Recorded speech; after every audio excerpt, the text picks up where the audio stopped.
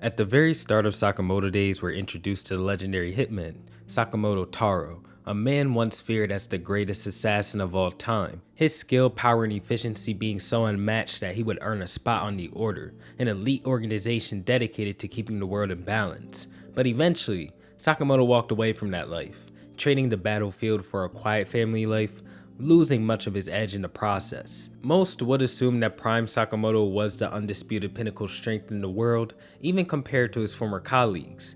That is, up until the introduction of Takamura, another member of the Order, but one so terrifyingly powerful that even his peers regard him with fear. To Takamura, armies of assassins are mere obstacles, his blade carving through them like an unstoppable force of nature. So the question remains, who truly stands at the top? The man once hailed as the strongest assassin of all time, or the embodiment of pure relentless bloodlust? In this video, we'll break down their abilities, analyze their feats, and determine who reigns supreme. If you enjoy content such as this, don't forget to leave a like and subscribe, and now, let's get into it. When it comes to Sakamoto versus Takamura specifically, I believe that the narrative and feats have equal importance in determining the outcome of this fight.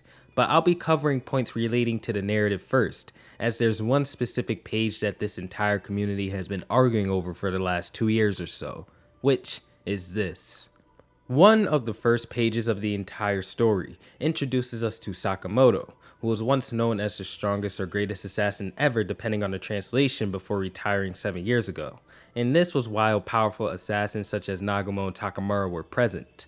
To be called the undisputed greatest of them all in such an era is a massive feat. However, as time would go on, we'd see Sakamoto slowly work toward regaining his strength through all sorts of training and battles. All the while we could witness the power of the other characters, believing at the end of it all that Sakamoto would eventually regain his peak strength and retake the #1 spot in the series. However, many of the recent chapters have certainly changed people's perspective on this in two ways. First, as we would see Sakamoto fight and get an understanding of his fighting style, it would become apparent that Sakamoto is akin to a John Wick. He's able to make literally any object or setting into a weapon that serves him in battle, and this would lead people to come to the conclusion that maybe Sakamoto wasn't the greatest or strongest assassin because he was powerful, but maybe he was the best because of his efficiency and skill. To get into this a bit more, Sakamoto is the only character who can excel in any situation and turn it in his favor. So he's more than likely the assassin with the highest success rate and speed when it comes to all missions, since compatibility against opponents or targets aren't actual factors to him, unlike everybody else who specialize in some sort of tactic or fighting style. Also, keep this in mind that on top of this, he is one of the top 5 shooters in assassin history. The second reason is because of how Sakamoto compares to the cast currently. Up until his training with Taurus, Sakamoto was certainly weaker than members of the Order, despite recently putting up a decent effort against Takamura solo.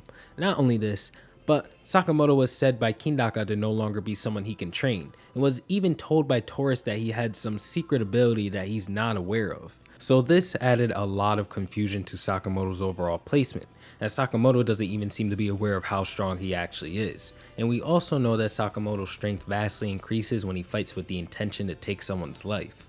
Add that to the already confusing equation and forget about it. The author does seem to keep overall power levels pretty vague too, so I do think that all of this was constructed on purpose. All in all, when it comes to this point specifically, there are going to be people that now place a potential prime Sakamoto all over the scale, because they either believe that Sakamoto can only become so much stronger than he already is to reach this quote-unquote prime state if he hasn't reached it yet, or they just believe that prime Sakamoto is always going to be #1 no matter what. So yeah, this one page is akin to a conspiracy theory rabbit hole in the Sakamoto Days community, as honestly at this point, nobody knows what it actually means. However, if you ask me, I think it's just talking about his efficiency as a worker. Another piece of the narrative to take into consideration is the portrayal of Takamura within all of his appearances. Unlike Sakamoto, who was known to exist for certain, Takamura was considered to be a myth in the assassin world, most likely because whoever laid eyes on him were reduced to bits and pieces before they realized it. Not only this, but most characters seem to display fear whenever they see him. His fellow Order members, Uzuki, Gaku, basically all except for Sakamoto himself are afraid of Takamura's strength and make it clear that fighting him is something that they would not want to do. Nagumo would even say after fighting Takamura that the only one who can beat Takamura is himself, and honestly, Nagumo may just be the most reliable source of this, as he was considered to be in the top 2 of the order alongside Takamura himself. It also doesn't help that whenever Takamura battles other characters, it's almost as if he's a force of nature that cannot be stopped. He doesn't react, he doesn't seem to take any pain, nothing can hit him, and he will reach you. Suzuki was very deliberate in his portrayal of making Takamura the boogeyman of boogeymen. Takamura was also used as a character in Suzuki's previous works as a force of nature, which only reinforced the perception of this character. Takamura was one of those characters that was certainly written in a way to be seen by the viewer as somebody who could never lose, and that has played a role in reinforcing the view of the people who believes that he is the true strongest. Another moment of Takamura's that contests with the perception of Sakamoto as the strongest is when they first begin their fight. And Sakamoto would make the observation that Takamura has become more powerful since Sakamoto has quit the assassination business, and honestly, this may apply to every other person included as well, as it wouldn't make sense for only the old man to grow in strength over the 7-year time gap. From my perspective, this is one of those statements that imply that Sakamoto's peak may be a bit outdated in comparison to the order. The game has simply evolved as he was gone. It's kind of like being level 200 on Maple Story back in 2010, just to come back to it now. You were that guy for sure, but now people have caught up and even broke the level cap. I especially think this was the intention of this statement, as at this time, Sakamoto vs Takamura was something everybody wanted to see, and people wanted to know who was more powerful between the two at the peaks of their strength. So Sakamoto opening up the battle with this statement would allow this battle to go on, while allowing the discussion behind this fight to never die, no matter how it concluded. This is something I've noticed authors do with big matchups in their stories, such as Meliodas vs Escanor, Sukuna vs Gojo, Kaneki vs Arima, the list goes on. Also, just to clear things up and make sure people aren't confused, a lot of people tend to confuse this for Sakamoto saying that Takamura has become stronger than Sakamoto himself over time, and no, it's just Sakamoto saying that Takamura has improved since Sakamoto himself retired. When we compare how the narrative of the story displays the two characters, we can see that Prime Sakamoto's position on the hierarchy is way more vague than Takamura's, who tends to have other characters ride him into the moon whenever he makes an appearance. But I do think that this gives Prime Sakamoto way more leniency when judging the potential level of his strength, because there's really no power ceiling implemented for the world's greatest assassin. If Sakamoto is to eventually reclaim his prime strength later on in the story and somehow be more powerful than Takamura was, it could still make sense. However, Sakamoto also has moments such as Taurus being able to notice that he had some kind of technique that Sakamoto himself wasn't aware of, indicating that Sakamoto never truly knew what he was capable of, even in his quote-unquote prime.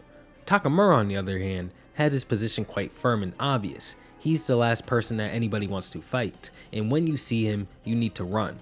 Let me fix my words here. The characters in the story do not fight Takamura, they simply survive him. When it comes down to the narrative positioning of the two characters, Prime Sakamoto seems like something that only Sakamoto himself strives toward, whereas Takamura is something that everybody fears and cannot fathom. When it comes to narrative, Takamura's got it. Now, I think that the feats that the characters have achieved should also be taken into consideration, as they matter just as much when making an argument for either side. I'll briefly go over everything Takamura has done, as honestly, there isn't much for Prime Sakamoto. Throughout Sakamoto days, Takamura has been shown to be the homelander amongst all the other characters. He's easily able to cut down Tokyo Tower in order to assist Sakamoto with handling an enemy. He's been able to dismantle Gaku not once, but twice, and do this while taking on 4 other top tier characters in the series, including his fellow top 2 order member Nagumo.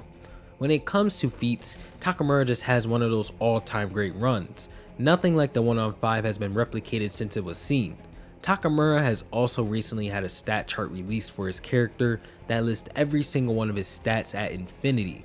Even his shooting is at infinity, although we've never seen the dude hold a gun.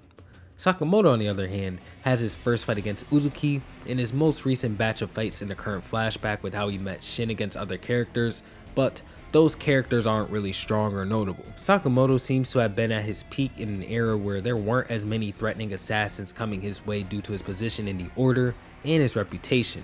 Not only this, but it's been recently revealed that Sakamoto was only in the order for about 2 years before retiring and starting his family. It's insane to be known as the greatest of all time off of a 2-year run. But Sakamoto didn't really get to mature or anything like that as an assassin. He quit very early in his career. I just doubt that he was this untouchable god that everybody makes him out to be, and instead, he was pretty good at his job due to his versatility. Even if Sakamoto were to be as powerful as we initially thought he was, we can't estimate that he still wouldn't be able to pull off the 1-on-5 that Takamura did. Current Nagumo alone is likely a difficult fight for him. If you're also interested in the stat chart for Sakamoto, all of his points add up to 25, giving him the highest quantifiable stat sheet alongside both Nagumo and Rion throughout the entire series. With all things considered, I would place Takamura above Prime Sakamoto, but I will also say this. I think the story is heading in a way that will make Sakamoto combine what he has learned in recent arcs with the strength of his prime, eventually propelling him to a level of strength that is beyond anything he's ever achieved before. Sakamoto will more than likely end up surpassing Takamura at one point once he gets everything all together. Takamura is certainly the strongest character of all time, and I think his stats being placed at infinity is indicative of that. He's literally one of those enemies in video games that have their name in red, so you know to run whenever you see them. With that said, I hope you enjoyed the video, and I'll catch you on the next one. Peace out.